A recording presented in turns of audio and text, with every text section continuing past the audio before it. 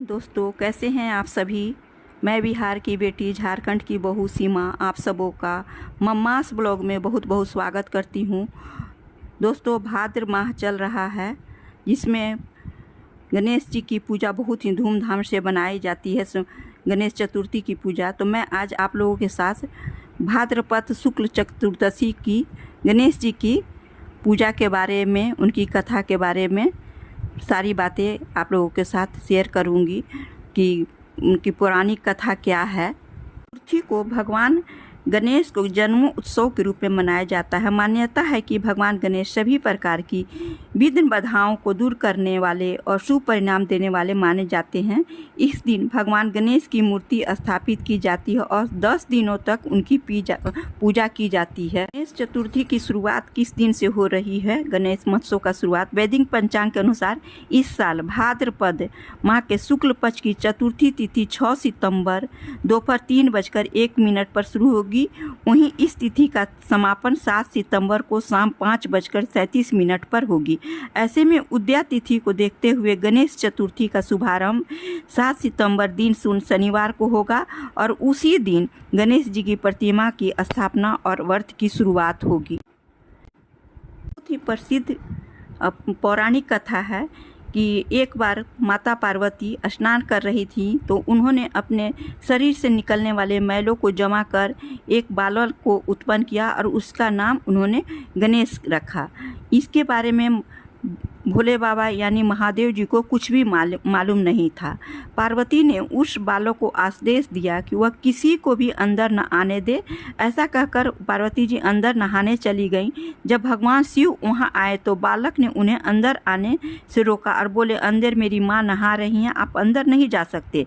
शिव जी ने गणेश जी को बहुत समझाया कि पार्वती मेरी पत्नी है, पर गणेश जी नहीं माने। तब शिव जी को बहुत गुस्सा आया। उन्होंने गणेश जी की गर्दन अपने त्रिशूल से काट दिया और अंदर चले गए। जब पार्वती जी ने शिव जी को अंदर देखा तो बोली कि आप अंदर कैसे आ गए? मैं तो बाहर गणेश जी को बैठा कर आई थी। तब शिव जी ने कहा, मैंने उसको मार दिया। तब पार्वती जी ने रौद्र रूप धारण कर लिया और कहा कि जब आप मेरे पुत्र को वापस जीवित करेंगे तभी मैं यहाँ से चलूँगी, अन्यथा मैं यहाँ से नहीं चलूँ। शिव जी ने पार्वती को मनाने की बहुत कोशिश की पर पार्वती जी नहीं मानी। सारे देवता एकत्रित हो गए, सभी ने पार्वती जी को मनाया पर वे नहीं मानी। तब शिव जी ने विष्णु भगवान से कहा कि किसी ऐसे बच्चे का सिर लेकर आए जिसकी माँ अपने बच्चे की तरफ पीठ करके सो रही हैं। विष्णु जी ने तुरंत गरुड़ जी को आदेश दिया कि ऐसे बच्चे की खोज करके तुरंत उसकी गर्दन लाई जाए। गरुड़ जी ने बहुत खोजने पर एक हथनी ही ऐसी मिली जो कि अपने बच्चे की तरफ पीठ करके सो रही थी। गरुड़ जी ने तुरंत उस बच्चे का सिर लिया और शिव जी के पास आ गए। शिव जी ने वह सिर गणेश जी को लगाया और गणेश जी का जीवन दान दिया। साथ ही यह वरदान भी दिया कि आज से कहीं भी कोई भी पूजा होगी उसमें गणेश जी की पूजा सर्वप्रथम होगी। गणेश जी का लगाया और गणेश जी को जीवन दान दिया। साथ ही वरदान दिया कि आज से कहीं भी कोई भी पूजा होगी उसमें गणेश जी की पूजा सर्वप्रथम होगी। इसलिए हम कोई भी कार्य करते हैं उसमें हमें सबसे पहले गणेश जी की पूजा करनी चाहिए, अन्यथा हमारी पूजा सफल नहीं होती है। ऐसी यह बहुत ही पौराणिक और प्रसिद्ध कथा है। इसकी एक दूसरी भी कथा है जो मैं आप लोगों के साथ छोटा सा है शेयर करती हूँ। दूसरी कथा के अनुसार जब वेद व्यास जी ने भगवान गणेश से महाभारत लिखने की प्रार्थना की थी तो उन्होंने 10 दिनों तक लगातार लिखा था। इस दौरान गणेश जी पर धूल मिट्टी की परतें चढ़ गई थी। 10वें दिन गणेश जी ने सरस्वती नदी में स्नान करके यह परत साफ की थी। तभी से गणेश जी की विधि विधान से विसर्जित करने की परंपरा शुरू हुई। एक और कथा है। एक कथा के मुताबिक भगवान विष्णु का रथ जमीन में धंस गया था। चूहों की सेना ने जमीन खोखली कर दी थी। देवता बहुत कोशिश करने के बाद भी रथ को गड्ढे से बाहर नहीं निकाल पाए थे।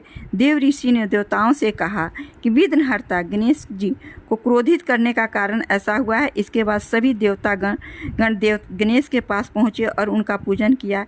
इसके बाद रथ गड्ढे से निकला लेकिन उसके पहिए टूट गए थे। खाती ने गणेश जी की वंदना कर पहिए ठीक कर दिए। मान्यता है कि भाद्रपद महीने की शुक्ल पक्ष की चतुर्थी को भगवान गणेश का जन्म हुआ था।